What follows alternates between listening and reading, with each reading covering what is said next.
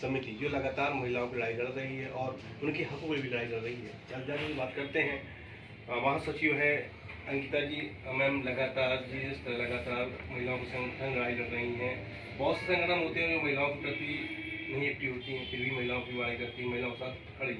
आप किस तरह महिलाओं के लिए? देखिए, मैं डॉक्टर आरती, अखिल भारतीय अग्रगामी महिला समिति लखनऊ उत्तर प्रदेश की मैं महासचिव हूँ। और मैं आपको ये बताना चाहूँगी कि आज 8 मार्च है, जो कि अंतर्राष्ट्रीय महिला दिवस के रूप में मनाया जाता है, पूरे विश्व में मनाया जाता है। इसकी शुरुआत होती है 1909 में न्यूयॉर्क की 15,000 से अधिक महिलाओं ने, कपड़ा मिल की महिलाओं ने मार्च किया था। और यह डिमांड उन पूंजीपतियों के खिलाफ थी जो कपड़ा मिल में उनके श्रम का शोषण कर रहे थे, दोहन कर रहे थे। अब दोहन किस प्रकार से कर रहे थे? उनके श्रम की चोरी करके। तो श्रम की चोरी क्या होती है? जब 8 घंटे 12 घंटे आप किसी से श्रम लेते हैं और उसके एवज में उनके श्रम का आधा पैसा देते हैं, तो वो श्रम की चोरी होती है। तो उस समय पहली बार महिलाओं के संज्ञान में ये आया कि हमारे श्रम की चोरी हो रही। पुरुषों को वेतन जितना दिया जा रहा था उसका आधा वेतन महिलाओं को दिया जाता था, जबकि वो 8 से 12 घंटे काम कर रही थी और वो कपड़ा मिल की मजदूर थी। मतलब वो संगठित क्षेत्र में काम करने वाली मजदूर महिलाएं थी, श्रमिक थी, और उनको इतना कम पैसा दिया जा रहा था। अब आते हैं वर्तमान स्थिति में, जहां हम बैठे हैं लखनऊ में। उत्तर प्रदेश सरकार, अगर हम देखें तो पूरे भारत में सबसे बड़ी जनसंख्या वाला प्रदेश उत्तर प्रदेश है। और ऐसे में जब हम लखनऊ जैसी राजधानी की बात करते हैं, जिसमें महिलाओं की अलग अलग तरह की समस्याएं हैं, आप देखें कि ये जो हमने 13 सूत्रीय मांग अपनी सरकार से की है, उसका उद्देश्य क्या है? आज अंतर्राष्ट्रीय महिला दिवस है, जिसकी थीम है इंस्पायर इंक्लूसिव, मतलब सभी को समावेशित रूप से लेके चलना, जो सभी वर्ग, जाति, धर्म की महिलाएं हैं। तो आज अखिल भारतीय अग्रगामी महिला समिति ये आह्वान करती है कि सभी जाति, धर्म, वर्ग की महिलाएं एक हों। जैसे कि मार्क्स ने, एंगल ने बोला था कि सभी दुनिया के मजदूरों एक हों, क्योंकि उनकी समस्या क्या है? उनके श्रम की चोरी करके ही पूंजीपति रोज 3 गुना, 4 गुना, 10 गुना अमीर हुआ जा रहा है। अभी हमने कुछ दिन पहले ही देखा, 4 दिन पहले की ही बात है, कि अंबानी ने अपने बेटे की प्री वेडिंग में 1000 करोड़ से अधिक खर्चा किया है, जिसमें तमाम बॉलीवुड के सितारे, हमारे महाराष्ट्र के सीएम, हमारी जो शिक्षा मंत्री रही है स्मृति ईरानी, और तमाम कैबिनेट के लोग भी वहां पहुंचे। तो सोचिए, एक पूंजीपति इतना अमीर कैसे हो गया? उसकी महिला ने, अंबानी की औरत ने 500 करोड़ का हीरे का हार पहना था। मतलब यहाँ पे जीवन का कोई मूल्य नहीं है। उसने एक रिजॉर्ट, एक बड़ा पूरा जंगल खरीद के रखा है, बोलता है कि स्ट्रीट के जितने जानवर हैं उनको वो संरक्षित करेगा। तो स्ट्रीट में चीता, बाघ, शेर, हाथी कब से आ गया? तो ये जिस तरह के पूंजीपति लोग भारत के संसाधनों का विदोहन कर रहे हैं, इनके खिलाफ, चूंकि इससे सरकार का एक गठजोड़ है, जो डबल इंजन की सरकार है, आज वो हमारे महिलाओं के श्रम का किस तरह से शोषण करती है। ये 13 सूत्रीय मांग जो अभी प्राथमिकी में मांगी जा रही है, दरअसल ये मांगे और हैं, 50 है, लेकिन 13 सूत्री इसलिए हैं क्योंकि ये मोटा चीजों को कवर करती हैं। तो ये मांगे क्या है? सरकारी, गैर सरकारी संस्थानों में कार्यरत चतुर्थ श्रेणी की महिलाओं की आय दुगनी की जाए।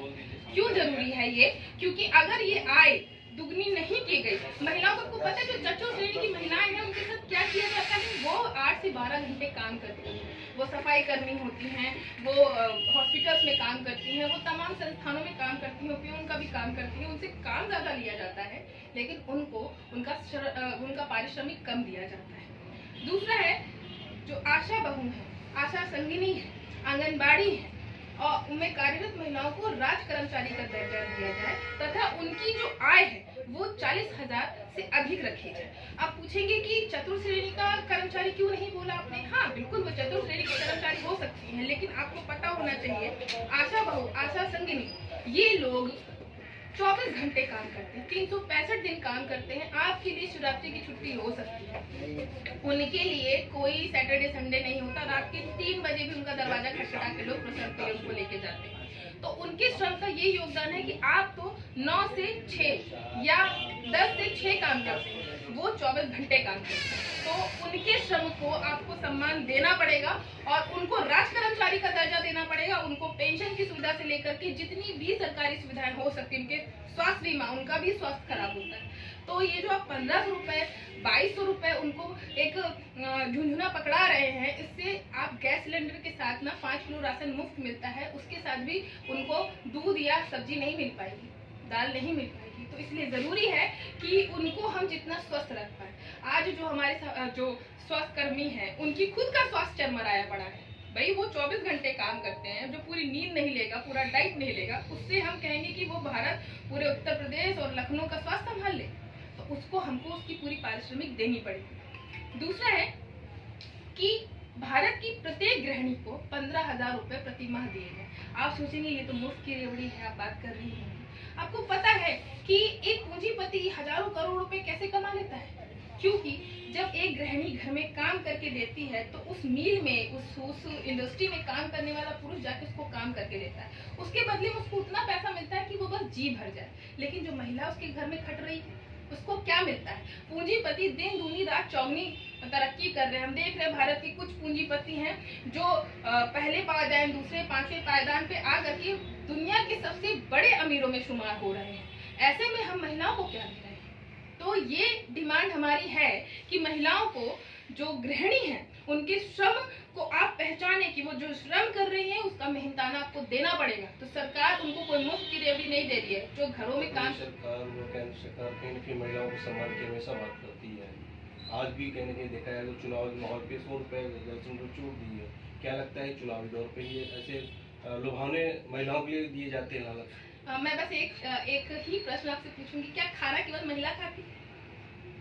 सिलेंडर में छूट अगर मिलेगी तो क्या खाना उस सिलेंडर पे महिला के लिए ही बन रहा है? तो ये जो झुंझुना है कि 100 रुपए सिलेंडर का कर दिया गया, 300 रुपए सिलेंडर था, और आपकी सरकार ये जो डबल इंजन की आई, दिन रात इतना मेहनत किया कि यूपी में वही सिलेंडर 1400 में बिक गया, उसमें फिर 100 रुपए कम कर दीजिए। डबल सरकार तो महिलाओं के प्रति कहती है, महिलाओं के सम्मान में भाजपा मैदान में। तो देखिए, एक है ना कि कहावत है कि हाथी के दांत दिखाने के और खाने के कुछ और। तो ये सरकार हमेशा दिखावे में विश्वास करती है, फूल माला अर्पण करके। वही कहते यत्र नारी पूजिते तत्र देवता वसते। अब वहाँ पे महिलाओं का वास कहाँ है भैया? महिलाओं की पूजा हो रही है।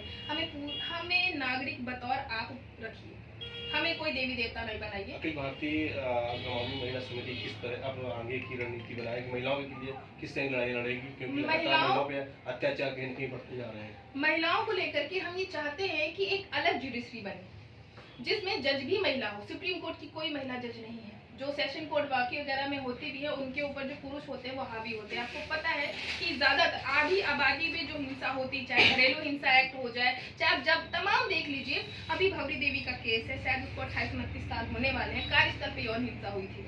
और आज तक ये सरकार, क्या मतलब इतनी सरकारें, सिर्फ ये सरकार की विफलता नहीं है, मैं ये जो गिनवा रही हूँ ये सिर्फ आज की सरकार की विफलता नहीं है, ये तमाम उन 70 सालों का 75 सालों का ये हिसाब है कि वो सरकार हमारे साथ नाइंसाफियां करती है। आपको पता होगा कि भारत में आज़ादी की लड़ाई महिलाओं के अधिकारों की लड़ाई के साथ शुरू हुई। राजा राम मोहन राय ने पहली बार सती प्रथा के विरोध में लड़ाई लड़ी थी। विद्यासागर ने महिलाओं की शिक्षा को लेकर के लड़ाई ली। ज्योतिबा फूले, सावित्रीबाई फूले ने महिलाओं की शिक्षा को लेकर के लड़ाई ली थी। और यही अंबेडकर है जिन्होंने संविधान सभा के कानून मंत्री के पद से इस्तीफा दिया 1954 में। क्यों? क्योंकि महिलाओं के लिए जो हिंदू कोड बिल लाना चाह रहे थे, जो आज सिविल कोड की बात हो रही है। लेकिन ये बस सिर्फ बात होती है, ये सिर्फ बात होती है कि महिलाओं को हम समान रूप से ट्रीट कर रहे हैं, लेकिन वो ट्रीटमेंट कहीं नहीं दिखता है। आप देख लीजिए, क्राइम ब्यूरो का रिपोर्ट उठा करके उत्तर प्रदेश में सबसे ज्यादा महिलाएं हिंसा का शिकार होती हैं। यही हाथरस था जहाँ पे दलित महिलाओं के साथ रेप कर दिया गया, प्रशासन पूरा इन्वॉल्व था, उसका जवाब कौन देगा? अभी हाल में ही हमीरपुर में कैसे मामला हुआ जो 2 सगे भाइयों ने आत्महत्या कर ली, उसके बाद पिता ने भी कल आत्महत्या कर ली। तो ये जो तमाम तरह की हिंसाएं हैं, प्रशासन से लेकर पुलिस, ये सरकार के साथ इस तरह से गठजोड़ करके बैठी जिसका कोई हिसाब नहीं है, कोई लेखा जोखा नहीं है। प्रशासन, पुलिस, जुडिशरी फेल है महिलाओं के साथ इक्वल ट्रीटमेंट करने के लिए। उनको हम फास्ट ट्रैक की बात करते हैं, केसेस आते नहीं डेस्क पे। आप तो खुद जानते हैं, सबका हिसाब जानते हैं कि सारे केसेस पेंडिंग पड़े हुए हैं। और सुप्रीम कोर्ट में क्या होता है, कॉलेजियम सिस्टम से हम जजेस को चुन रहे हैं कि आज भी ये एक तरह का ब्राह्मणवादी व्यवस्था है कि मेरा बेटा, बेटा का बेटा, बेटा का बेटा पढ़ेगा, बेटा का बेटा वो काम करेगा। तो इस तरह की सारी चीजें चल रही आज अंतर्राष्ट्रीय महिला दिवस पर आज अखिल भारतीय अग्रगामी महिला समिति क्या चीजें संकल्प लेगी? संकल्प ये लेगी जो हमारी 13 सूत्रीय मांग है, जिसपे हम तमाम तरह की मांग चाहते हैं कि जिसमें दलित